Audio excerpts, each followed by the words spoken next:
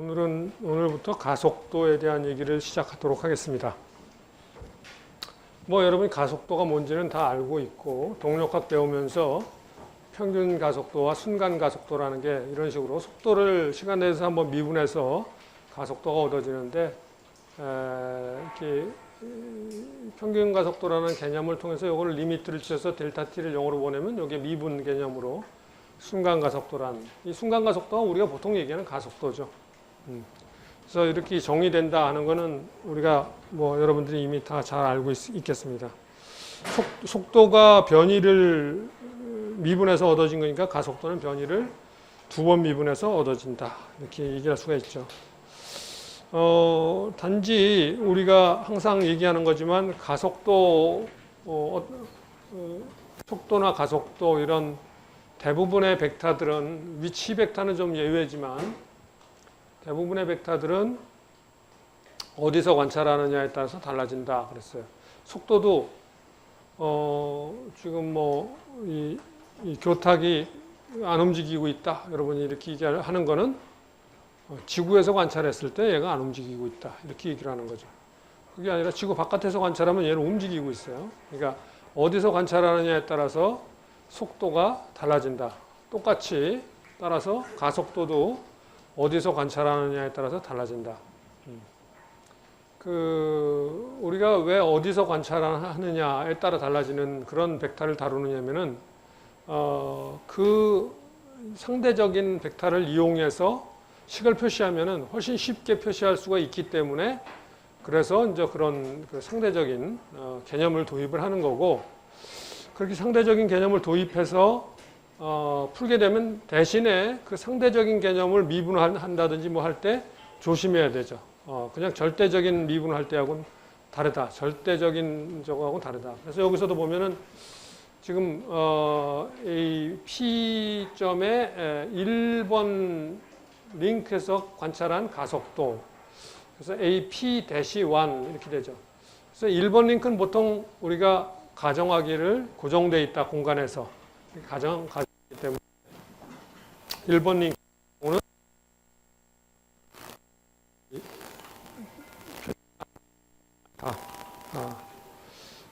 그렇지만 링크 같은 경우는 전부 표시를 해야 되는 거죠. 표시를 해야 된다. 그래서 여기 보면은 전부 뭐 AP-2 같은 경우는 반드시 표시를 해야 된다. 그런 얘기죠. 뭐 간단한 얘기입니다. 자, 가속도를 어떤 점이 움직인다. 그러면 궤적을 그리겠죠. 궤적을 따라서 움직이겠죠. 그런데 그 궤적의 접선 방향으로 단위 벡터를 잡고 또 그 궤적의 법선 방향으로 단위 벡터를 잡고 해서 그 좌표계 그렇게 잡은 그런 그 단위 벡터들로 이루어지는 좌표계를 갖다 우리가 궤적 좌표계 이렇게 얘기를 하는데 동력학 시간에 우리가 배웠죠. 동력학 시간에 궤적 좌표계에 대해서 배웠습니다. 여러분이 동력학 시간에는 ET 해트, EN 해트 해가지고 이렇게 배웠었는데 이게 3판에서는 이걸 갖다가 타우, 뭐 로 이런 걸로 표시했었어요. 근데 약간 혼선이 있는데 여기서는 저 4판에서는 그게 좀 표시가 안 좋다고 생각했는지 UT 해트, UN 해트로 바꾸고 그리고 로 법선 방향도 곡률의 중심점을 향하도록 이렇게 바꿨습니다. 그래서 UN 해트는 이 P점에서 보면은 이 곡률의 중심 방향이 C점인데 이 C점을 향하도록 이게 UN 해트 단위 벡터 이렇게 잡았죠. 그래서 이 좌표계를 잡는 건 우리가 벡터를 표시하려고 잡는 거죠. 이런 궤적 좌표계는 우리가 그 위치 벡터를 어떤 점의 위치 벡터를 나타낼 때 쓰이는 게 아니에요. 이거는 위치 벡터는 적이 없고 궤적 좌표계는 언제 표현하냐면 궤적 자체의 탄젠셜 방향이 바로 UT 해트로 되어 있기 때문에 속도를 표시할 때 속도가 바로 그 항상 접선 방향으로 움직이기 때문에 속도를 표현할 때 편하죠. 그래서 여기 보면은 그 궤적을 따라서 이동한 거리를 s라고 한다면은 그 속도를 표현할 때 이런 식으로 s 스타트 ut hat 이렇게 표시할 수가 있다 이거죠. 여러분이 그 동력학 배울 때는 그냥 이 s 스타트를 갖다가 그냥 스피드 v로 표시를 했었죠. v et hat 이렇게 했는데 여기서는 지금 s 스타트 ut hat 이렇게 표시했습니다. 이거를 한번 더 미분하면은 이 속도를 미분하면 이 앞에 있는 s 스타트는 스칼라니까 뭐 s 더블 다트가 돼버리는 게 쉬운데 뒤에 있는 ut hat는 얘는 벡터인데 크기는 안 변하죠. 단위 벡터니까 방향이 변해요. 방향이 궤적을 따라서 움직이게 되면은 ut hat의 방향이 변하기 때문에 시간에 따른 그 변화율도 달라지는 거죠. 그것도 우리가 그냥 직교좌표계 절대 기준틀에 고정된 직교좌표계 같은 경우는 미분하게 되면 걔네들은 절대 기준틀에 고정되어 있는 단위 벡터들이니까 변화가 없기 때문에 미분하면 시간에 따른 변화율이 없죠. 그러니까 0이 돼버리는데 얘는 0이 안 된다. 이거죠. ut hat 미분한 건 0이 안 되고 ut hat를 미분한 거를 알아내야 된다. 그래서 그걸 알아내기 위해서 그 밑에 있는 이 식들이 등장을 합니다. 밑에 있는 식들이 등장을 하는데 이 식들은 여러분들이 동력학에서 배웠던 내용들입니다. 동력학에서 배웠던 내용들이고 어떻게 해서 요거를 미분한 게 요 ut hat를 갖다가 파이로 미분하게 되면은 이게 델타 ut hat를 델타 파이로 나눈 걸 리미트 취해서 델타 파이를 0으로 보내게 되면 요게 이제 d 파이분의 d ut hat이 된다. 이거 뭐 미분의 정의니까. 근데 이제 여기 보면 델타 ut hat가 여기 요 위에 그림에서 보면은 델타 ut hat가 이건데 이게 ut고 요게 ut 플러스 델타 ut hat니까 요게 델타 ut hat죠. 그럼 요게 델타 파이니까 요 각도가 요게 요 ut hat가 뭐에 이게 델타 파이가 0으로 가까이 가면 요 ut의 수직으로 가죠. ut의 수직인 그 방향이 바로 뭐 un hat죠. 그렇기 때문에 요 델타 파이가 0으로 갈 때는 그 방향이 un hat로 간다는 건 알아요. 근데 크기가 얼마냐 이거죠. 델타 요 ut hat의 크기는 요 크기에 요 반이 사인 2분의 델타 파이니까 사인 2분의 델타 파이가 요 반이니까 2배의 사인 2분의 델타 파이가 된다. 그래서 여기 보면은 이렇게 2배 사인 2분의 델타 파이가 크기가 되고 이 밑에 델타 파이는 그대로 나누고 요거 2분의 델타 파이 밑으로 내보내면 2분의 델타 파이분의 사인 2분의 델타 파이 리미트 세타분의 사인 세타 0으로 보내면 1 되는 거 여러분이 알고 있죠. 그래서 요 방향은 un hat 방향이에요. 그래서 un hat가 된다. 이거 동력학 시간에 여러분이 배웠던 내용입니다. et hat를 갖다가 et hat를 파이로 미분하면은 그 en hat가 된다는 걸 배웠어요. 자, 요하간 그래서 d 파이분의 d ut hat가 un hat가 된다. 여기 파이라는 건 뭐냐면 그 궤적을 따라서 얘가 그 단위 벡터가 움직일 때 그 돌아간 각도를 얘기하는 거죠. 그 단위 벡터가 움직일 때 돌아간 각도. 그게 파이예요. 자, 그러면은 이걸 시간에 대해서 미분하면 어떻게 되느냐? 그러면 얘는 시간에 대해서 미분하면 체인룰을 쓰면은 파이에 대해서 미분한 거, 그 다음에 ds분의 d파이, dt분의 ds.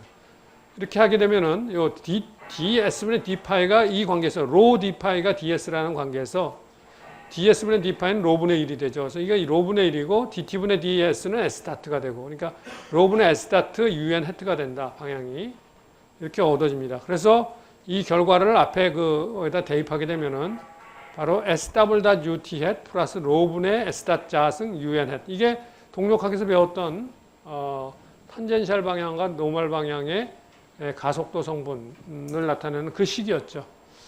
그래서 이건 동력학 시간에 여러분이 이미 다 잘 배웠던 그런 식입니다. 다시 한번 리뷰를 하고 있는 겁니다. 리뷰. 자, 다음으로 너무 잠깐 또 가속도에 대한 얘기를 계속하기에 앞서서 가속도하고 밀접하게 관계가 있는 게 각가속도죠. 각가속도. 각가속도는 벡터입니다. 각가속도는 가속도는 시간에 대해서 미분해서 얻어집니다. 델타 t분의 델타 오메가가 되니까 오메가는 각속도니까 그게 벡터라고 그러면은 델타 t로 나눴으니까 스칼라로 나눴으니까 벡터를 스칼라로 나누면 당연히 벡터죠. 그러니까 그 가속도가 왜 벡터냐? 속도가 벡터인 줄 알면은 가속도가 벡터라는 건 쉽게 알아요. 왜? 미분이기 때문에. 그 다음에 그럼 속도는 왜 벡터냐? 변이가 벡터인 줄 알면은 쉽게 속도가 벡터인 줄 알아요. 왜? 미분할 때 스칼라로 나눈 값이니까 벡터를 스칼라로 그러니까 변이라는 벡터를 갖다가 스칼라로 나눈 게 변이니까 델타 t분의 델타 v 해가지고 리미트 취한 거에 불과하니까. 그래서 변이가 벡터라는 걸 우리가 물리적으로 쉽게 우리가 직관적으로 알 수가 있죠. x로 먼저 가고 y로 가고 z로 가나 이렇게 가나 뭐 순서를 바꿔도 항상 같다. 벡터가 성립해야 되는 모든 성질들 다 만족한다. 그래서 벡터다 이 거죠.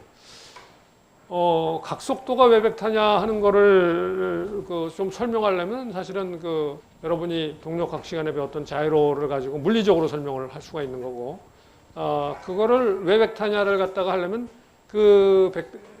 설명할 때 아예 각속도 자체를 갖다가 정의 형태를 보여주면 이게 벡터구나 알 수가 있어요. 정의 자체가 벡터로 되어 있기 때문에 그렇게 정의하게 되면 되는데, 여러분들은 학부 과정에서는 각속도의 정의에 대해서 배우지 않기 때문에 그거는 걱정하지 않아도.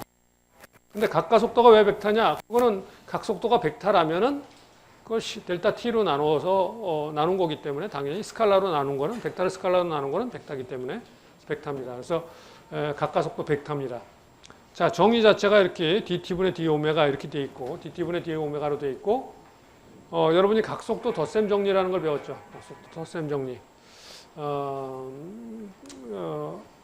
우리가 1번 링크에서 본 3번 링크의 각속도는 1번 링크에서 본 2번 링크의 각속도에다가 2번 링크에서 본 3번 링크의 각속도를 더해주면 된다. 이게 각속도 덧셈 정리죠. 여러분이 동력학 시간 때 각속도를 구하는 방법으로 유일한 방법으로 배운 그 정리입니다. 정의는 안 배웠지만 그 정리를 배워가지고 그 정리를 이용해서 각속도를 다 구했어요.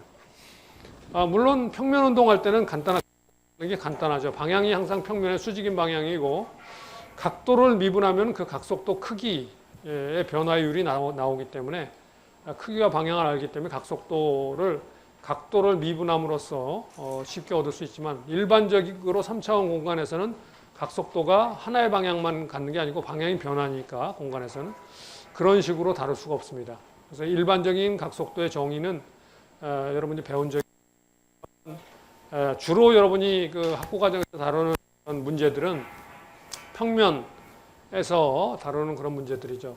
오늘 각도를 미분해서 각속도 그냥 이렇게 많이 다루는 이유가 그런 거죠. 그렇지만 3차원 움직이는 강체 이런 것들에 그러면은 이게 다릅니다. 방향이 여러 방향이기 때문에 그 점을 좀 생각해야 된다 이거죠. 자. 그 이야기가 돼 있고, 그런데 그 동일한 각속도 덧셈 정리의 그런 그 식이 각가속도에 대해서도 성립하냐 하는 얘기죠. 일반적으로 성립하지 않는다. 즉 1번 링크에서 관찰한 3번 링크의 각가속도는 1번 링크에서 관찰한 2번 링크의 각가속도에다가 2번 링크에서 관찰한 3번 링크의 각가속도를 더하면 되는 게 아니다. 아니다.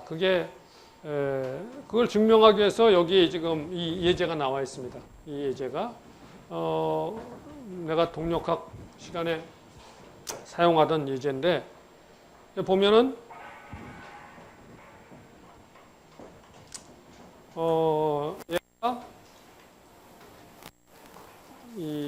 얘가 베이스 링크예요. 얘가 베이스 링크에 대해서 2번 링크가 돕니다. 이렇게. 그러니까 1번 링크 2-1 이게 세타로 돌고 있으니까 여기 세타인데 안 보이네요. 세타 닷 E2 돌고 있는 게 이렇게 꺾여 있어서 얘가 꺾여서 이렇게 돌고 있으면은 어떤 사람들은 또 예각 속도는 얘가 이렇게 도는 거는 세타 닷 A2라는 걸 알겠는데 예각 속도는 뭔지 모르겠다. 또 그렇게 생각하는 사람들이 있어요. 그게 잘 이해가 안 간다 뭐 이런 수도 있는데, 상당히 이쪽에 엔지니어링 직관이 없는 사람들 같은 경우 그러는데, 얘하고 붙어 있잖아요. 붙어 있으니까 하나 붙어 있는 강체죠. 얘하고 얘는. 얘각속도는 얘각속도가 같아요. 붙어 있으면 같을 수밖에 없어요. 걔네들이 서로 상대 운동을 한다 그러면 각속도가 달라지지만 상대 운동을 안 하고 있기 때문에 상대 운동을 하더라도 이 직선 상대 운동을 한다든지 그러면 각속도 같아야 되죠. 슬라이더 같은 게 이렇게 뭐 이렇게 껴져 있다 그러면 걔는 상대 운동을 하더라도 각속도는 같아요. 이렇게 붙어 있는 경우는 뭐 말할 나위도 없죠. 서로 각속도가 같은 거죠. 근데 얘각속도가 얘가 이렇게 뺑뺑뺑뺑 돌고 있다. 그럼 얘가 뺑뺑뺑 돌고 있으니까 얘각속도는 세타 다트 A2라는 거 알겠는데 얘각속도는 왜 세타 다트 A2인지 잘 모르겠다. 그런 사람들이 가끔 있어요. 지금 금세 설명한 대로 같은 강체 각속도는 하나밖에 없는 겁니다. 강체는 뭐 강체의 요 부분은 각속도가 뭐 A고 요쪽 부분은 B고 이렇게는 안 돼. 강체는 각속도 돌아가면은 각속도가 하나지 달라지지 않아. 그래서 이 지금 2번 링크 각속도는 세타 닷 A2다. 여기에 돌아가는 각도가 이거 세타입니다. 세타. 여기 지금 안 보이게 돼 있는데. 그 다음에 이 3번은 바람개비가 이렇게 돌고 있어요. 또 2번 링크에 대해서 바람개비가 돌고 있어요. 그러니까 2번 링크에서 관찰한 3번 링크의 각속도는 오메가 3-2 이렇게 표시하죠. 그리고 얘가 이 돌아가는 각도가 파이니까 파이 다트 이 방향은 항상 A1 헤트 방향이에요. A1 헤트 방향. 그죠? A1 헤트 방향. 얘 A1 헤트하고 A2 헤트는 2번 링크 붙어 있는 좌표계입니다. 2번 링크 붙어 있는 단위 벡터들이에요. 2번 링크 붙어서 같이 움직이기 때문에 얘가 이렇게 돌면은 얘 A1도 같이 얘에 따라서 같이 도는 거예요. 그러니까 항상 이 바람개가 도는 방향은 A1 헤트 방향이에요. 그러니까 이렇게 표시할 수 있는 겁니다. 그래서 각속도 덧셈 정리에 의하면은 얘하고 더한 게 바로 1번 링크에서 관찰한 3번 링크의 각속도다. 이렇게 표시할 수 있다. 근데 상대 각속도의 값들은 1번 링크에서 관찰한 2번 링크의 각가속도는 얼마냐? 이거 미분한 거죠, 그냥. 세타 더블 닷 A2 헤트죠. 이게 안 변하니까. 또 2번 링크에서 관찰한 3번 링크의 각가속도는 어떻게 되냐? 파이 더블 닷 A1 헤트죠. 이게 안 변하죠. A1 헤트 안 변하니까. 이렇게 돼요. 이렇게 돼요. 그럼 얘네들 둘 더한 게 1에서 관찰한 3의 각가속도냐? 아니다. 요만큼 남는다. 요만한 요 자이로스코픽한 그 텀으로 나중에 나타나는 요 항이 남는다. 이게 왜 그러느냐 하는 거 여기서 요거는 여기서 잠깐 설명을 유보하겠지만 여러분이 나한테 동력학 배운 사람들은 이 예제를 많이 배웠기 때문에 이런 텀이 나타난다는 걸 알고 있을 거예요. 요거를 미분하면 되죠. 요걸 미분하면은 이게 얻어지는데 요거 미분할 때 벡터 미분 정리라는 걸 써야 되는데 이 책에서는 여러분 교과서에서는 벡터 미분 정리에 대한 설명이 없어요. 벡터 미분 정리는 그 다음에 설명이 나오기 때문에 일점 정리 증명하는 데서 나오기 때문에 거기서 잠깐 설명을 하고 넘어가겠습니다. 여러분 중에 나한테 동료가 안 들은 사람도 있으니까. 벡터 미분 정리. 그걸로 하면은 이게 되는 걸 금세 알 수 있습니다. 금세 알 수 있어요. 그래서 여기서 보면은 얘가 바로 요거고 요게 요건데 요만큼 차이가 난다. 그러니까 가속도 덧셈 정리가 성립하지 않는다라는 걸 이 예제를 보면은 알 수 있는 거죠.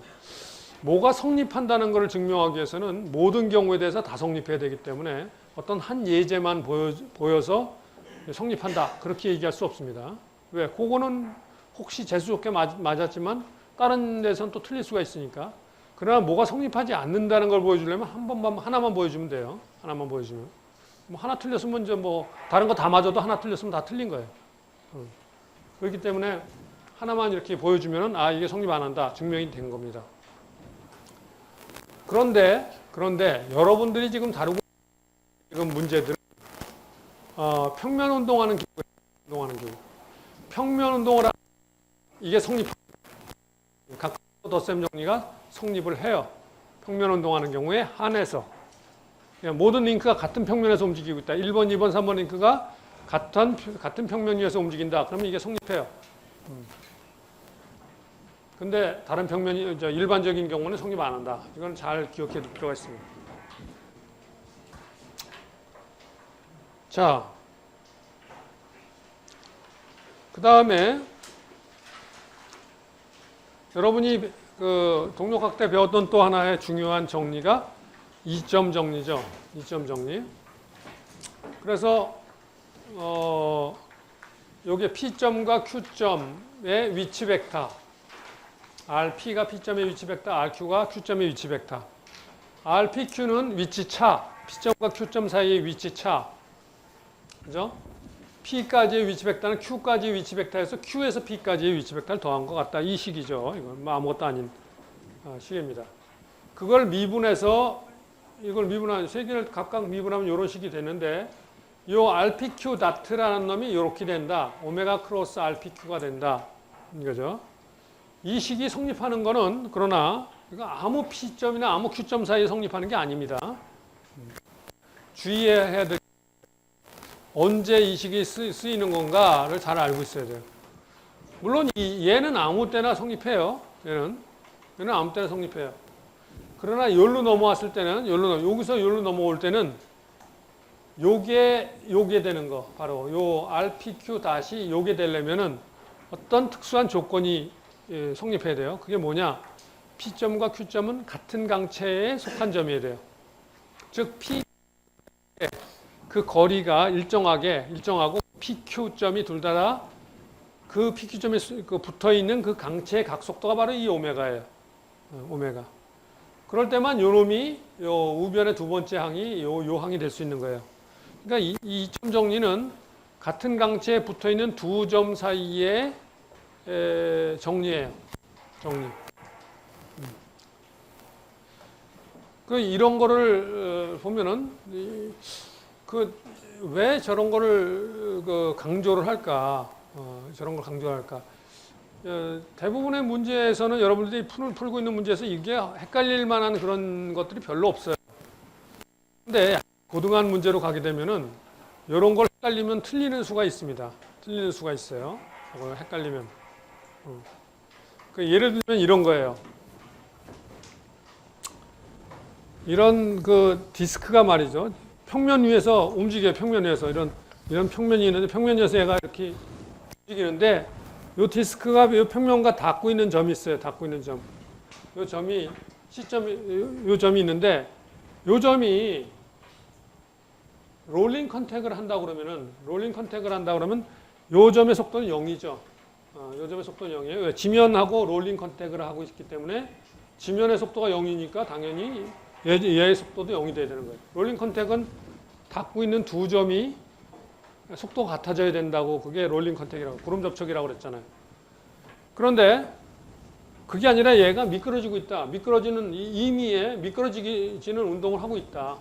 그냥 미끄러지기만 하는 게 아니라 돌기도 하면서 미끄러지기도 하면서 그런 거예요. 여하간 여기에 있는 요 점과 여기 얘가 예를 들어서 이 디스크라고 그러면 디스크에 붙어 있는 점을 이 C헤트라면 C헤트와 C는 평면에 속한 점이고 C헤트와 C점의 속도가 다르다.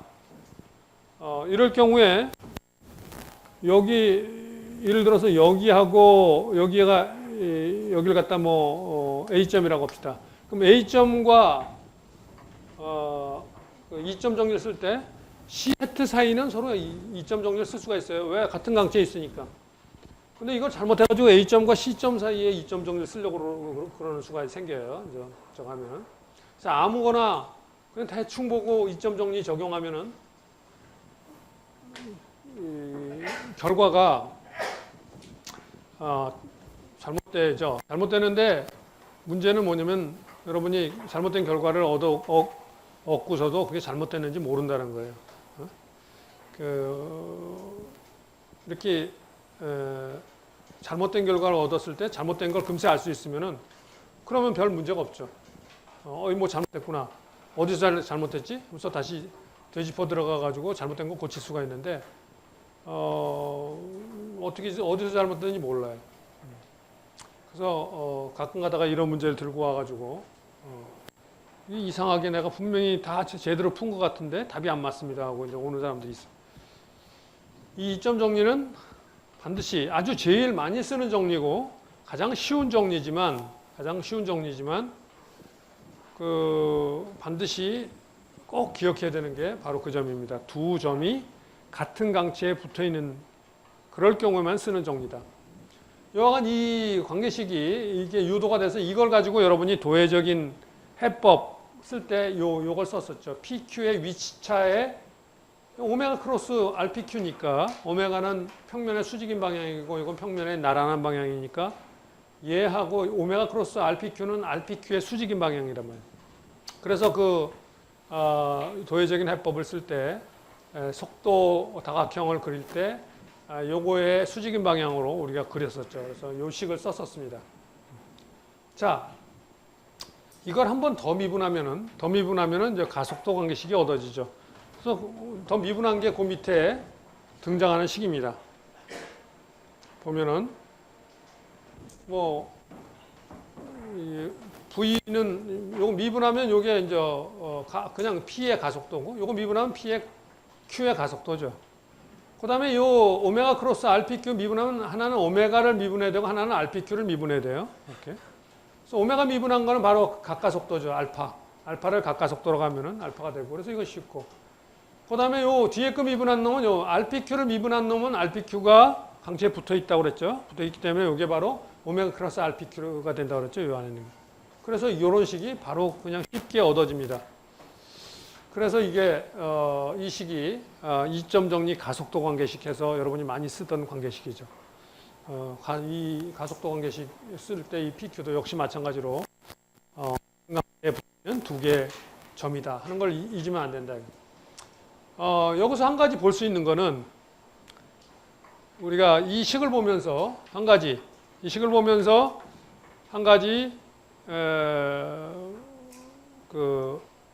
기억해야 되는 거는 자, 속도 해석이 끝난 다음에 가속도 해석을 한다고 그랬습니다. 속도 해석이 끝난 다음에 가속도 해석을 한다고 그랬어요. 자, 그 얘기는 뭐냐면 오메가를 알고 있다는 얘기입니다. 즉, 이 항은 안다는 얘기예요. 속도 해석이 끝난 시점에서 요 놈은 안다는 겁니다. 요걸 알아요. 그리고 평면에 있다고 그러면은 오메가 크로스 RPQ가 RPQ의 수직이면은 다시 오메가 크로스 RPQ의 수직인 놈하고 하면 다시 RPQ의 평행한 값이 되어버리죠. 그래서 이 놈은 RPQ의 평행한 그런 방향을 갖는 놈입니다. RPQ의 평행한 방향을 갖는 벡터예요. 크기도 알고 방향도 알아요. 요거는 크기도 알고 모르는 건 이거죠. 이건 몰라요. 이거는 어떻게 되는지 몰라요. 알파는 모르니까 이거는 몰라요. 그래서 가속도 해석이 끝나기 전까지는 알파를 모르기 때문에 이거 구해야 되는 가속도 해석에서 이게 구해야 되는 대상이죠. 구해야 되는 대상이에요. 요거는 알고 있는 대상이고. 그 점이 이 식에서 여러분이 나중에 요걸 가지고 도회적 해법할 때 요걸 적용을 합니다.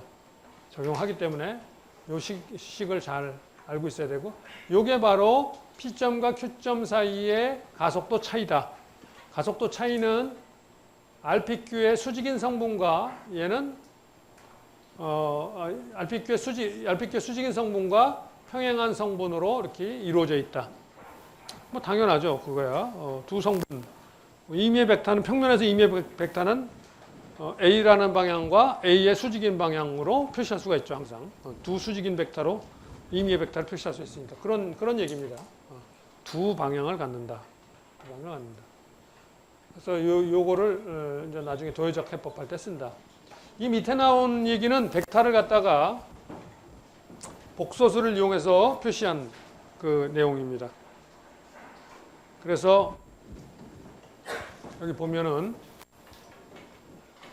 사실은 여기에 벡터 표시를 안 해도 상관없어요. 사실은 그냥 이거 자체를 복소수로 생각하면 됩니다. 벡터 표시 안 해버리고 복소수 RP라는 복소수는 RQ라는 복소수 더하기 RPQ 익스포넨셜 J 세타. 그래서 여기서 이 복소수의 실수 부분, 허수 부분 이걸 갖다가 벡터의 두 방향, 그러니까 수평 방향, 수직 방향으로 생각하면 되는 거죠. 그래서 이거 미분하면은 복소수 미분할 때 요거 미분하면 요거 되고 요거는 그대로 미분하면 되고 단지 요것만죠. 요 위치 차를 미분한 게 속도차가 되는데 속도차의 크기는 오메가 R이 된다는 걸 요거 미분해서 이렇게 얻어지는 거 알 수 있죠. 왜? 요 RPQ는 미분하면 0이죠. 왜? P와 Q가 같은 강체에 붙어 있기 때문에 PQ는 RPQ는 컨스탄트한 값이에요. RPQ는 안 변해요. 그걸 잘 기억해야 돼요. 그러니까 여러분이 이걸 공부하면서 이게 왜 그렇게 되는지 정확히 알면서 이거를 하지 않으면은 나중에 그냥 대충 하면은 뭐 이유도 모르고 대충 하다 보면 내가 왜 이렇게 하는지도 모르겠고 어떨 때는 이랬다 어떨 땐 저랬다 하는 것 같기도 하고 막 혼동이 옵니다. 그러니까 뭐 하나하나를 배울 때 정확하게 분명하게 알아야 돼요. 그래야 그게 자기 지식이 되는 거지. 대충 그냥 뭐 대충 그렇게 하는구나 이렇게 하다가는 나중에 꼭 이제 결정적인 순간에 가가지고 그게 자기를 물고 늘어지는 일이 생깁니다. 자, 그래서 여기 보면은 RPQ는 컨스탄트니까 이거 미분할 때 이 뒤에 있는 놈만 미분하면 돼요. 즉 세타만 변한다는 거죠. 세타만 변한다. 그럼 얘가 미분하면 J 세타 다트가 되죠. J 세타 다트가 J 오메가예요. 세타 다트가 오메가니까. 그래서 그 J 오메가가 1로 튀어나온 거죠. RPQ는 그대로 있고. 그래서 이놈의 그 방향, 이놈의 방향이 앞에 있는 RPQ 익스포넨셜 J 세타 요 놈이 뭐예요? 요 놈이 원래 그 RPQ 방향이잖아요. 방향. RPQ 원래 이놈 위치차잖아요. 뒤에 있는 놈이. 근데 그 위치차에다가 J를 곱하게 되면은 J를 곱한다는 얘기는 뭐냐면 90도 돌아간다는 얘기예요. 90도 돌아간다는. 그러니까 얘하고 이 항은 얘의 90도 방향을 갖는 복소수인 거예요. 90도 방향을 갖는. 복소 평면에서 이 위치차가 이런 방향을 갖는다 그러면은 이놈의 속도 차이는 이런 방향을 갖는다 이거죠. 그런 의미가 되는 거예요. 그러니까 복소수를 지금 그런 용도로 이용하고 있는 거예요. 그래서 복소수가 유용하기 때문에 그런 걸 쓰는 거죠. 다시 이놈을 한 번 더 미분하면 이번에는 요 앞에 오메가 있으니까 오메가 미분해야 되니까 미분하면 알파가 되는 거죠. 요것만 미분한 거고 RPQ는 컨스탄트니까 미분할 수가 없고 뒤에 있는 거 미분해서는 여기 다시 오메가 하나 더 튀어나오고 J오메가 하나 더 튀어나오니까 J오메가 곱하기 J오메가 하면은 오메가 자승에다 J 자승인데 J 자승이 마이너스 1이니까 마이너스 오메가 자승 RPQ 이렇게 되는 거죠. 그래서 얘는 다시 요 RPQ에 평행하죠. 위치차의 평행이에요. 위치차의 오메가 자승배. 마이너스니까 위치차 벡터의 마이너스. 이쪽이 RPQ라면은 이쪽이 그 가속도 방향이다. 가속도. 그래서 구신 가속도 이렇게 회전할 때 이쪽에 요거의 가속도 성분 요걸 중심으로 회전하고 있을 때 구시 항상 이게 위치 벡터면은 가속도는 이쪽 방향이잖아요. 이쪽 방향. 구심을 평행하게 그렇지만 방향은 반대. 위치 이쪽에 반대 방향이 돼. 그래서 요게 그 위치차 벡터의 그 평행한 방향, 요거는 수직인 방향. 이렇게 두 개의 가속도 차 하는 속도 차는 위치 차의 수직인 방향. 가속도 차는 수직인 방향과 평행한 방향을 두 개 다 갖는다. 그래서 가속도 다각형 때는 이 두 개의 성분을 따로따로 다뤄줘야 돼요.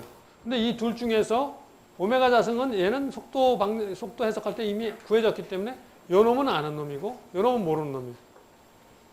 요 놈은 모르지만 뭘 알아요? 방향은 알아요. 방향은 알아요. 요거는 방향과 크기를 다 알고. 그래서 그 사실을 이용해서 나중에 가속도 다각형을 그리게 됩니다. 가속도 다각형을.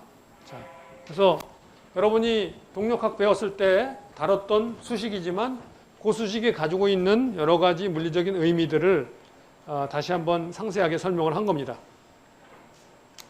자, 여기서 지금 표시하는데 속도차는 VPQ라고 표시하고 그 크기가 오메가 RPQ라고 이렇게 표시한다. 이렇게 얘기했고 그 다음에 가속도차는 두 개의 성분을 갖는다고 그랬어요. 그래서 두 성분을 갖다가 여러분들의 교과서에는 탄젠셜 성분과 노멀 성분을 갖다가 각각 요게 슈퍼스크립트 T와 슈퍼스크립트 N을 붙여가지고 요거는 탄젠셜 성분의 크기, 요거는 노멀 성분의 크기 이렇게 한 거죠. 나눴습니다. 오메가 RPQ가 VPQ이기 때문에 요 값은 RPQ분의 VPQ 자승하고 같다. 이건 쉽게 금세 우리가 그런 자, 그러면은 지금 금세 배운 이걸 가지고 우리가 한번 예제를 한번 풀어보자 이거죠. 이거는 4절 기구 예제입니다. 이런 예제가 있을 때 원래 이 문제 푸는 거는 해석적으로 푼다 그러면은 자, 이 문제에서는 이 2번 링크 이놈의 각속도가 컨스탄트하게 주어졌다. 컨스탄트한 각속도를 갖는다고 주어졌다. 만일에 이 2번 링크가 각속도가 컨스탄트하지 않다고 그러면은 각 가속도도 같겠죠. 각 가속도. 컨스탄트한 오메가 값이기 때문에 알파 값이 0이 되기 때문에 각 가속도가 0이 되는 겁니다. 왜 이 입력 링크는 그렇게 대부분 주는 거는 입력을 우리가 일정한 각속도로 주지 입력을 지멋대로 막 하는 걸로 주는 경우는 거의 없어요. 원치 않게 변하게 되는 경우는 있지만 대부분의 경우 운동을 제어하려고 할 때 모터를 돌려서 저 입력 각속도는 일정하게 돌리려고 우리가 노력을 하죠. 그래서 대부분의 문제에서 입력 링크의 각속도는 일정하게 주어지는 겁니다. 일정하게 주어지는 이유가 그거예요. 자, 이게 각속도가 일정하다면 각가속도는 0이라고 그랬습니다. 그러면은 우리가 여러분이 그 해석적인 그 식에서 O2점과 A점은 둘 다 2번 링크 상에 있는 점이기 때문에 바로 2점 정리 가속도 관계식을 이용해서 A점의 가속도는 O점의 가속도 더하기 알파, 그러니까 이 각가속도 크로스 외적 O에서 A까지의 위치 벡터 더하기 오메가 크로스 요 위치 벡터 이렇게 구해지죠.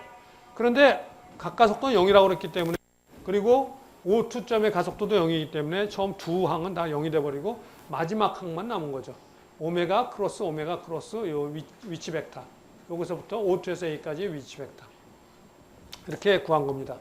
그래서 A점의 가속도를 이렇게 구합니다. 이건 정해지죠. 값이 딱 정해져 버립니다.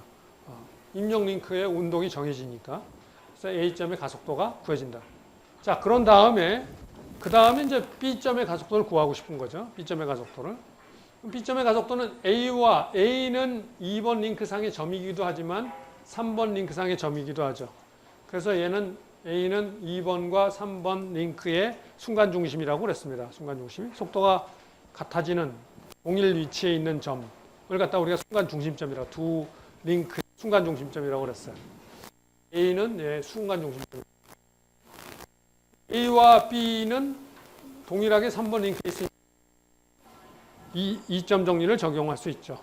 대신에 A와 B는 이제 3번 링크에 있으니까 이 점 정리를 적용할 때 각속도나 각가속도는 3번 링크의 각속도나 각가속도를 써야 되는 거예요. 그러니까 뭘 써야 되는지 대충 알고 이렇게 하다 보면 안 됩니다. 정확하게 알고 써야 되는 거죠. 그래서 B의 가속도는 A의 가속도와 요만큼 차이가 난다. 금세 배운 대로 이 수직인 방향, 평행한 방향 이렇게 두 개 방해한다. 그래서 그러나 여기선 오메가3는 우리가 이 속도 해석이 끝났으면 오메가3는 여기 알고 있는 거고 여기선 주어졌죠. 문제에서는 뭐 속도 해석까지 여러분들 하라고 하지 않고 주어졌죠. 그래서 오메가3는 알고 있는 거고 이거 모르는 거 알파3 모르는 거죠. 딴 건 다 알고 알파3 하나는 몰라요. 이 식에서 알파3 모른다. 그럼 이걸 어떻게 구할 거냐 하는 거죠. 그런데 동일한 그 B점은 O4점과 두 B점은 둘 다 이 4번 링크상의 점이에요. 그래서 그 밑에 있는 또 O4점과 B점 사이에 2점 정리를 가속도 관계식을 또 적용하는 거죠. 이렇게 적용하면은 B점의 가속도와 O4점의 가속도는 요만큼 가속도 차이를 갖는다. 여기도 지금 알파4가 나오죠. 여기는 알파4가 나오고 왜 4번 링크니까 오메가4가 나오는데 오메가4도 우리가 속도에서 알고 있는 거예요. 그래서 얘하고 얘는 알고 있는 거니까 지금 모르는 거는 이 두 식에서 모르는 건 뭘 모르냐 알파3와 알파4를 식이 얘하고 같다고 놓으면 벡터식이기 때문에 식이 두 개가 식이 스칼라로 식으로 따지면 두 개의 스칼라식이에요. 이 AB가 이 AB하고 같으니까 얘가 같다는 벡터 방정식 하나를 얻는데 그 방정식에 벡터 방정식 하나에서는 스칼라 방정식 두 개가 평면 운동할 때는 두 개가 포함되어 있는 건데 미지수가 알파3와 알파4가 두 개의 미지수니까 식이 두 개고 미지수가 두 개니까 해석적으로 풀려야 되죠. 그렇게 푸는 겁니다. 해석적으로는 정확한 값을 구할 수가 있죠. 실수하지 않는다면은 여러분이 원하는 만큼의 정확한 그 결과 값을 갖다가 얻어낼 수가 있습니다. 자, 그런데 우리가 이제 가속도 다각형이라는 거를 그린다고 하면은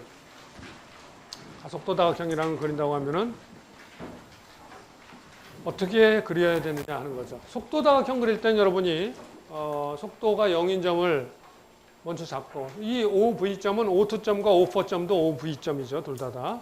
O2, O4가 다 지면에 핀 조인트로 되어 있는 점이니까.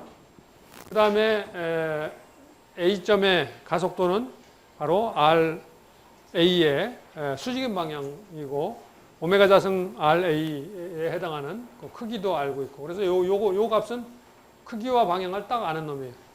딱 아는 놈이고 그 다음에 A와 B의 속도 차이는 RAB의 수직인 방향으로 이게 RAB의 그림에서 여러분이 링크의 A점과 B점의 수직인 방향으로 딱 긋는 거죠. 이거는 방향만 알고 크기를 몰라요. 그런데 B의 가속도는 또 B가 O4를 중심으로 해서 B가 이렇게 돌고 있기 때문에 그 O4에서부터 B까지 그 링크의 방향에 또 수직인 방향으로 B의 속도가 주어지죠. 그게 이 방향이에요.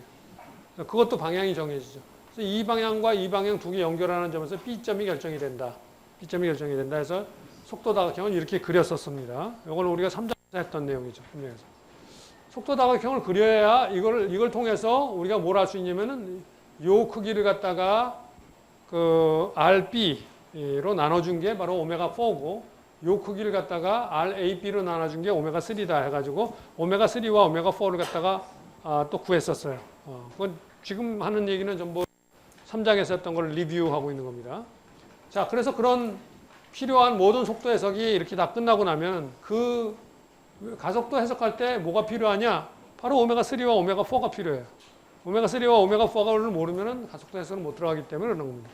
물론 이제 뭐 시험 문제 날 때는 그것까지 이렇게 한꺼번에 이 속도 해석부터 시작해서 한꺼번에 다 구하고 들어가라 이렇게 날 수도 있지만 어떤 경우는 속도 해석은 끝났다고 보고 오메가3나 오메가4 값을 다 주고 그 다음에 이것만 구하라고 그럴 수도 있죠. 자, 그럼 가속도 해석은 어떻게 되느냐 이거죠. 가속도 해석에서도 A점의 가속도는 우리가 알고 있어요. A점의 가속도. A점의 가속도는 이 위에서 보면은 얘가 지금 얘가 이렇게 돌고 있잖아요. 뺑뺑뺑 이렇게 돌고 있어요. 일정한 속도로. 가속도는 방향이죠. 이쪽 방향이고 크기는 요거 오메가 자승. 요거 곱하기 오메가 자승 이렇게 되는 거죠. 그 크기와 방향이 딱 정해져 있어요. A 같은 경우는. 그래서 그 놈을 그려놓은 게 바로 이거죠. 그래서 요게 바로 그 놈의 크기입니다. 그래서 요 크기와 방향이 결정되어 있는 거예요. 요건. 자, 그 다음에 그래서 요 점이 A점이에요. 요 점이 A점. A점. 자, 그 다음에 B의 이제 가속도를 갖다가 알고 싶은데 B의 가속도를 가려면은 A와 B의 가속도 차이를 갖다가 그려줘야 되죠. 근데 A와 B의 가속도 차 중에서 뭐를 안다고 그러냐면 노멀 방향 성분을 안다고 그랬어요. 노멀 방향 성분. 노멀 방향 성분이 RBA에다가 오메가3의 자승이에요. 그 값이 요거예요. 요 크기와 방향은 딱 알고 있는 거예요. RBA 방향과 평행하고 크기가 RBA 오메가3 자승이 된다는 거죠. 요건 딱 알고 있어요. 요건 알고 있고 뭘 모르느냐? 그 다음에 탄젠셜 방향의 크기를 몰라요. 방향은 알죠. 요놈의 수직인 방향이 요거에 노멀 방향, 수직인 방향은 아는데 크기는 몰라요. 그래서 그냥 이쪽으로 손을 딱 긋는 거예요. 자, 그리고 나서 B의 가속도를 또 O4점에서부터 따지는 거죠. 그러면 O4점에서 이렇게 O4점을 중심으로 해서 얘가 돌고 있으니까 B의 가속도 중에서 B는 가속도 성분을 갖다가 자기 탄젠셜 성분과 노멀 방향 성분을 다 갖죠. 그 노멀 방향 성분 중에는 RB의 평행한 방향, 이게 RB의 평행한 방향이죠. 이 성분은 우리가 알고 있어요. RB 오메가 4의 자승. 이건 알고 있죠. 이거는 알고 있어. 그리고 그놈의 탄젠셜 방향 성분, 얘 수직인 거는 크기는 모르지만 방향은 알아요. 이거 수직인 방향이니까. 이놈이 이렇게 거진 방향과 여기서 거진 방향이 만나는 점이 바로 이 점이 B점이에요. B점. B점. 여러분 여기서는 이런 걸 잘 표시를 안 하는데 이게 B점이에요. 이게 A점이고 이게 B점. B점. 자, 이렇게 그려놓고 나면은 그 다음에 뭘 알 수 있느냐? 자, 여기서부터 여기까지의 요 차이, 요거의 크기를 갖다가 RB의 A로 나눠주게 되면 바로 그게 뭐냐? 알파3가 되는 거죠. 알파3. 세 번째 그 링크의 각 가속도가 되는 거고, 요걸 갖다가 RB로 나눠준 게 알파4가 되는 거죠. 알파4가 되는 거죠. 요거를. 그래서 그런 식으로 우리가 가속도와 기구 해석을 통해서 가속도와 각 가속도들을 다 구할 수 있다. 이거 구할 때는 반드시 뭐는 알고 시작해야 시작해야 된다. 왜 노멀 방향 성분은 그것도 모르면 각가속도 다각형을 그릴 수가 없어요. 그래서 이렇게 그린 이걸 각가속도 다각형이라고 부릅니다. 가속도 다각형. 그래서 지금 본 것 같이 사절 링크 같은 경우는 그런 식으로 대표적으로 뭐 사절 링크가 형태가 여러 가지 형태가 있죠. 형태가 있지만 하여간 다 4개가 다 핀 조인트로 됐다 하더라도 여러 종류의 그런 적이 있는데 다 똑같이 이런 방법으로 풉니다. 자, 그리고 한 가지 여기서 여러분이 알아야 되는 그 내용 중에 하나는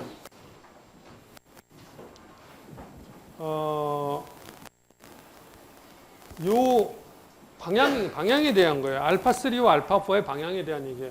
알파3와 알파4의 알파3의 방향을 갖다 뭘 가지고 구하느냐 이거죠. 뭐 가지고 구하느냐. 여기 지금 그 식이 여기 표시가 되어 있어요. 알파3와 알파4의 방향을 구할 때는 제일 밑에 줄에 알파3의 방향은 이게 RB의 방향의 단위 벡터와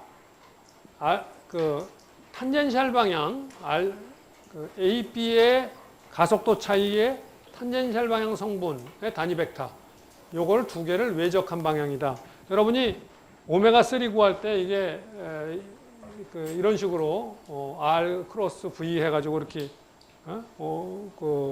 구했던 거 기억이 나죠? R 크로스 오메가가 V니까 그렇게 돼서 이게 돌아가면서 이분 퍼뮤테이션으로 했던 그런 식입니다. 이것도 똑같은 식으로. 그래서 이 방향으로 된다. 그래서 크기만 중요한 게 아니라 방향도 중요하죠. 어디로 돌아가는지 알아야 되니까. 그 링크가 어느 쪽으로 각가속도를 지금 받고 있는지 어느 방향으로 그걸 요 방향을 가지고 구한다 하는 걸 갖다가 요건 더불어서 잘 알고 있어야 됩니다. 시계 방향이냐 반시계 방향이나 이 지금 이 그림에서 링크 요거는 링크의 방향 A와 B를 연결하는 방향이고 요거는 요 가속도 다각형에서 요 방향이 정해져 있죠. RBA라는 게 어디예요? 여기 보면 예를 들어서 RBA 여기서 이게 B고 이게 A니까 RBA가 이거예요. 이거 이 방향 RBA가 이 방향이죠. 그러니까 그 방향하고 그 다음에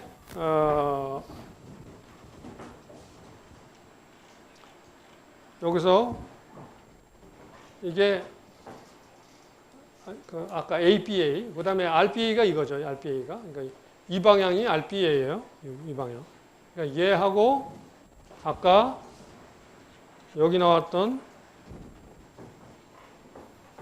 얘하고 두 개를 갖다가 외적한 그놈이 그 방향이 바로 각가속도의 방향이다. 두 개 외적할 때. 그러니까 두 개를 이렇게 나란히 내려놓고 이게 이 시계 방향으로 돌아가는 건지 아니면 반시계 방향으로 돌아가는 건지를 판단해야 된다 이런 얘기입니다.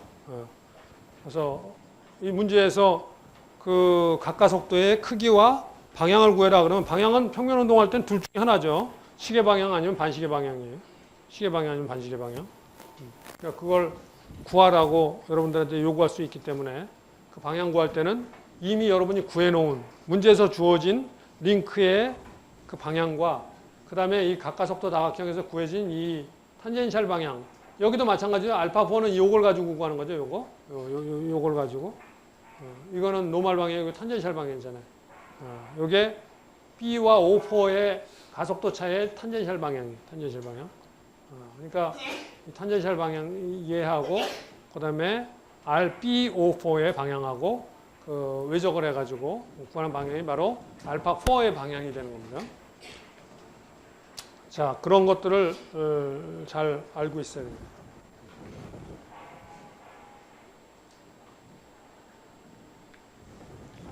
자, 그 다음에 다른 예제를 한번 보죠.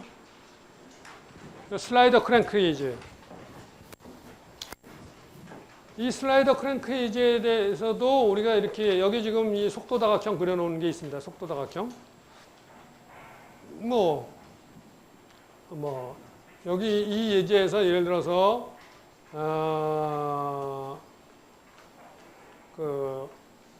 이 속도 다각형을 그려놓은 이유는 뭐냐면 먼저 얘가 가속도 해석하기 전에 이 각속도를 알고 있어야 돼요. 3번 링크에 각가속도 해석하기 전에 가속도 해석하기 전에 속도 해석을 통해서 이 각속도를 알고 있어요. 3번 링크에 그걸 알아야 나중에 써먹을 수 있기 때문에 그래서 속도 해석을 통해서 모든 속도에 대한 정보와 각속도에 대한 정보는 다 수집을 했다는 전제하에 가속도 해석으로 들어갈 수 있는 겁니다. 자, 그러면은 이 기구에서는 뭐라고 지금 돼 있냐면 이 문제 여기 표시가 돼 있지만 각속도가 주어져 있어요. 2번 링크의 각속도가 2번 링크 각속도가 컨스탄트하게 주어졌을 때 그랬을 때 이 3번 링크의 각가속도와 요 4번 요 점의 가속도를 구해라. 대표적인 문제죠. 여러분이 동력학에서 이런 문제 많이 풀었던 거죠. 똑같이 해석적으로 여러분이 동력학에서 했던 식으로 할 수 있는데 이걸 도회적인 해법으로 한다고 그러면 가속도 해석할 때 A점의 가속도는 요 길이 곱하기 오메가2의 자승. 방향은 이 방향. 그죠? 방향. 그래서 그걸 그려놓은 게 바로 이거죠. 여기 OA가 바로 가속도가 0인점, 액셀러레이션이 0인점이 OA점이. 가속도가 0인점은 이 점이 가속도가 0인점이죠. 유일하게. O2점이 가속도가 0인점입니다. 그래서 여기 컴마 O2 이렇게 써도 돼요. 자, 그러고 나서 그 다음에 A의 가속도는 A점의 가속도는 요거의 오메가2의 자승이고 방향은 이 방향이라서 그래서 그 방향으로 지금 이렇게 근 거죠. 이렇게. 여기서부터 이 방향. 요게 A점이에요. 여기 A점. A점이다. 자, 그래서 A점의 가속도는 그렇게 주어져요. 이 각속도가 일정하기 때문에 각 가속도는 없고 0이기 때문에 탄젠셜 방향은 없고 탄젠 방향은 없고 노멀 방향 이쪽 방향만 있어요. 그래서 이게 주어지고 나면 그 다음에 이 C점하고 A점 사이에 가속도 차이를 갖다가 또 구하면 C점과 A점 사이의 가속도 차이 중에서 노멀 방향 성분은 요거의 오메가3 자승 방향은 이쪽 방향 이렇게 되는 거죠. 그걸 그린 거예요. 그게 여기서 보면 여기서 이게 A와 C점 좀 흐리멍텅하게 했는데 여기 A와 C점 여기 노멀 방향 이렇게 돼 있죠. 여기 노멀 방향 이렇게 A와 C점 요게 A와 C 사이의 가속도 차이의 노멀 방향 성분이에요. 그건 크기도 알고 방향도 안다고 그랬어요. 방향은 얘하고 평행한 방향 크기는 이 길이 곱하기 오메가3의 자승. 오메가3는 속도 해석하면 구해졌으니까. 그래서 그거예요. 그 다음에 탄젠셜 방향은 요거의 수직인 방향이라는 건 알아요. 근데 뭐 크기가 어떻게 되는지 모르지만 이거 방향만 알아요. 그래서 이 방향으로 쫙 선을 그어요. 그런데 이 시점이 바로 얘 가속도는 수평 방향으로 움직이죠. 가속도는. 그래서 그 수평 방향으로 OA의 수평 방향으로 선을 긋게 되면은 그 점하고 만나는 점이 바로 이 시점이다 이거죠. 시점. 그래서 시점이 그렇게 결정되는 거예요.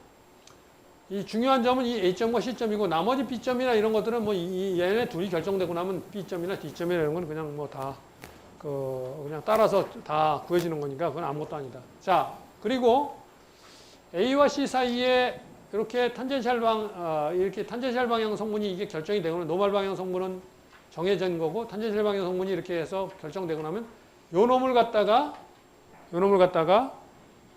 요 길이로 나눠준 게 알파3가 된다고 그랬죠. 알파3.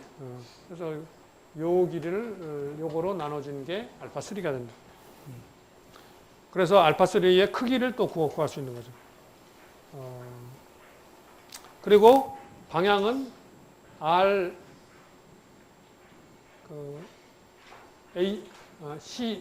CA RCA 크로스 이게 ACA의 탄젠셜, 그죠? ACA의 탄젠셜 이걸 갖다가 A에서 C. 그러면 이거 크로스 이거 이렇게 되는 거죠. 그러면 어떻게 돼요? 이렇게 돌아가는 거죠. 시계 방향. 그냥 그림만 보면 금세 알 수 있는 거죠. 그냥 알 수 있는 거예요. 시계 방향. 그래서 그런 식으로 방향과 크기와 중요한 가속도점. 요게 바로 요 길이가 뭐예요? 바로 C의 가속도죠. C의 가속도. 요게 가속도가 0인점이고 이게 C점이니까 수평 방향으로 요 길이. 요걸 재면은 요게 C의 가속도 값이 나오는 거죠. 여러분이 처음 그릴 때 요 A점을 그릴 때 요 길이가 뭘로 했냐면 요거 크로스 오메가2의 자승한 그 가속도 값을 갖다가 요 길이로 잡았어요. 그 길이를 갖다가 뭘로 잡는 건 여러분 마음대로죠. 5cm로 잡든 10cm로 잡든 마음대로지만 일단 그렇게 잡으면 여러분이 잡은 5cm 또는 10cm가 어떤 가속도를 얘기한다라는 게 정해지니까 그 다음에 요걸 갖다가 그거에 비례해서 값을 구하면 되는 거죠. 가속도는. 그런 식으로 구하는 거다.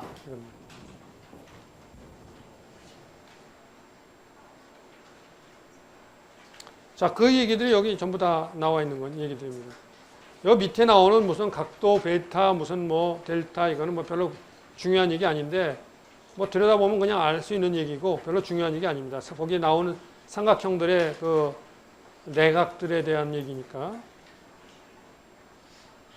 그리고 이제 진짜 어려운 부분은 이 부분인데 여러분 처음에 내가 이 강의 노트를 하면서 작년 거 강의 노트를 이렇게 그냥 하다 보니까 여러분 책에 있는 걸 따라서 하다 보니까 너무 어렵게 돼 있어가지고 여러분들이 잘 이해를 못할 것 같아요. 그래서 강의 노트를 다시 이걸 업데이트를 시켜가지고 다시 올려놨습니다. 여러분들.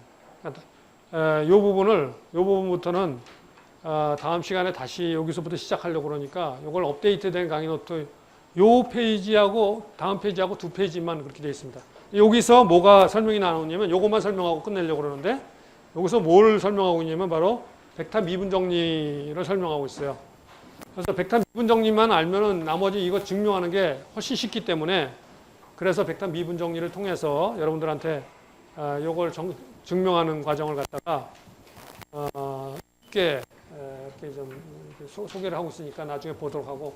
자, 이 벡터 미분 정리는 어떤 정리냐면은 이런 거예요. 이미 여기서 V라는 벡터가 나와요. V라는 벡터. V라는 벡터는 뭐 속도일 수도 있고, 위치일 수도 있고, 변이일 수도 있고, 각속도일 수도 있고, 뭐가 돼도 상관없어요. 아무 벡터나 이 식이 성립한다는 거예요. 이 식이 성립한다. 자, 1번 링크에서 관찰한 V라는 벡터의 변화율은, 시간에 따른 변화율은 2번 링크에서 관찰한 V 그 벡터의 변화율과 얼마만큼의 차이를 가지고 있느냐면 1번 링크에서 관찰한 2번 링크의 각속도에다가 외적 그 벡터만큼의 차이를 갖는다. 이거예요. 차이를 갖는다. 요게 벡터 미분 정리예요. 벡터 미분 정리.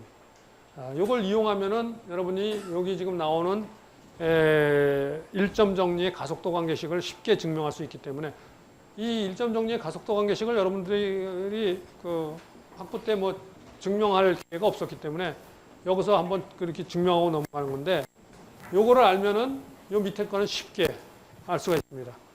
요걸 알면. 그래서 이거를 그럼 이 벡터 미분 정리라는 게 왜 필요하냐? 이거죠. 아까 문제로 넘어가면은 벡터 미분 정리의 예를 한번 보죠. 이런 거 어디다 써먹으려고 이렇게 하느냐? 바로 아까 그 벡터 미분 정리하고 나서 설명하겠다고 그랬던 이 예제 있죠. 이 예제를 보면은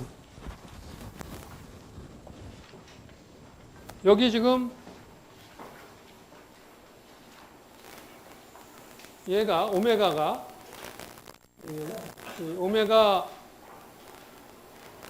오메가 1, 3. 자, 오메가라는 놈이 뭐라고 돼 있냐면은 그냥 오메가 1, 3을 그냥 오메가라고 씁시다. 세타 닷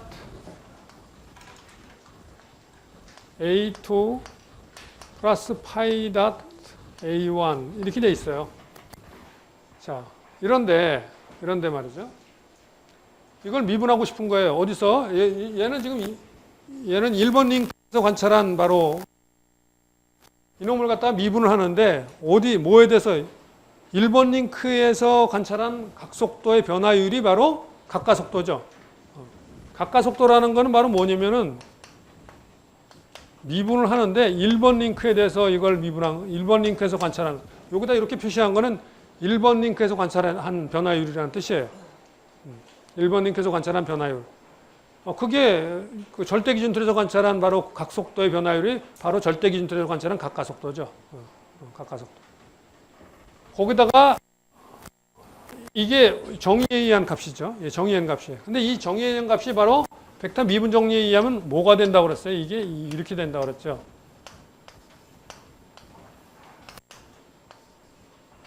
이게 1에서 관찰한 2번의 각속도, 2번 링크의 각속도, 1에서 관찰한 2번 링크의 각속도, 크로스 오메가 이렇게 되죠. 1에서 관찰한 2번 링크의 각속도예요. 자, 1에서 관찰한 2번 링크의 각속도가 여기 있죠, 이거. 세타 닷 A2, 세타 닷 A2. 이게 1에서 관찰한 2번 링크의 각속도죠. 이놈은 그거예요. 자, 이걸 왜 쓰냐면은 얘를 갖다가 절대 기준 틀에 대해서 얘를 갖다 바로 미분하려고 들면은 무슨 문제가 생기냐면은 얘 미분하는 건 문제가 없는데 얘 미분하는 게 문제가 생기죠. A2는 문제가 안 생겨. A2는 방향이 안 변하니까. 그냥 이 수직 방향이 아무리 돌아도 계속 수직 방향이.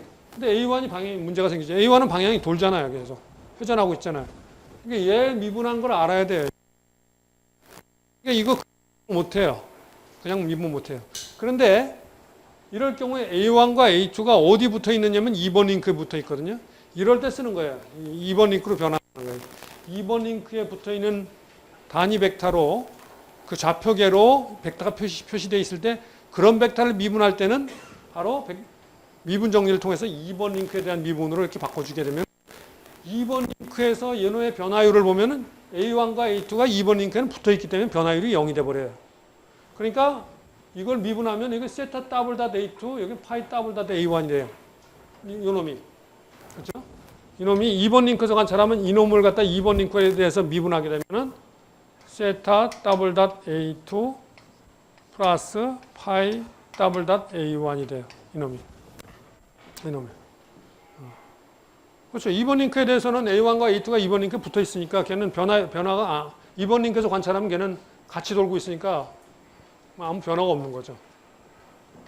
그리고 요놈이 아까 뭐라고 그러냐면 얘가 저 앞에 있는 첫 번째 세타 닷 A2라고 했어요. 세타 닷 A2. 그리고 이놈이 뭐냐면은 이거죠. 세타 닷 A2 플러스 파이 닷 A1 이렇게 되는 거예요. 그래서 이놈하고 A2하고 크로스하면 0 돼버리고 A2하고 A1하고 크로스하면 마이너스 A3가 돼서 바로 이 결과가 나온 거죠. 이 밑에 있는 이게 세타 닷 파이 닷 A3 해트가 나온 겁니다. 자, 그래서 이럴 때 써먹을 수 있기 때문에 벡터 미분 정리가 굉장히 편리한 정리입니다. 굉장히 편리한 정리예요. 그래서 이 벡터 미분 정리를 알면은 여러분이 특히 언제 이게 아주 유용하게 쓰이느냐면 벡터 미분 정리가 바로 3차원 운동하고 있는 물체의 각가속도 구할 때, 각속도를 미분해서 각가속도 구할 때, 그때 거의 이 식이 쓰이게 됩니다. 거의 이 식이 쓰여가지고 백단 미분 정리를 모르면은 굉장히 불편해요. 굉장히 불편해요. 증명하기. 여러분 책에 백타 미분 정리 안 쓰고 증명하려고 한 게 바로 그 책에 나온 그 원래 오리지널 노트에 그렇게 그냥 책대로 그냥 정리를 했었는데 그래서 보니까 여러분들이 뭐 의문사항도 너무 많을 것 같고 제대로 잘 정리가 안 돼 있어요.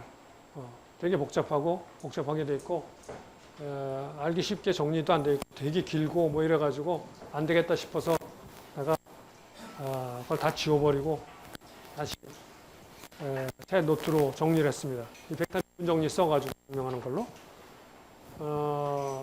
그래서 백단 미분 정리가 이론 전개할 때도 굉장히 유리하고 여러분이 학부 동력학 책에도 그건 안 나와요. 내가 강의할 때 그냥 강의 노트에 여러분들 소개하고 해서 나한테 강의를 들은 사람들은 그걸 익숙하게 어느 정도 알 텐데 아마 그렇지 않은 사람들은 처음 들을 텐데 학부에도 안 나오고 여기 이 책에도 안 나오고 2학년 동력학에도 소개 안 되고 여기서 소개가 안 되는데 대학원 가면은 그게 이제 소개가 됩니다. 대학원 고등 동력학에 가면 그런 방법들이 소개가 되는데 여기서 그걸 그건 뭐 어려운 건 아니기 때문에 그걸 여러분이 알고 운동학에 대한 내용을 다루게 되면 훨씬 쉽게 다룰 수 있기 때문에 그래서 여기서 이걸 소개를 하는 겁니다.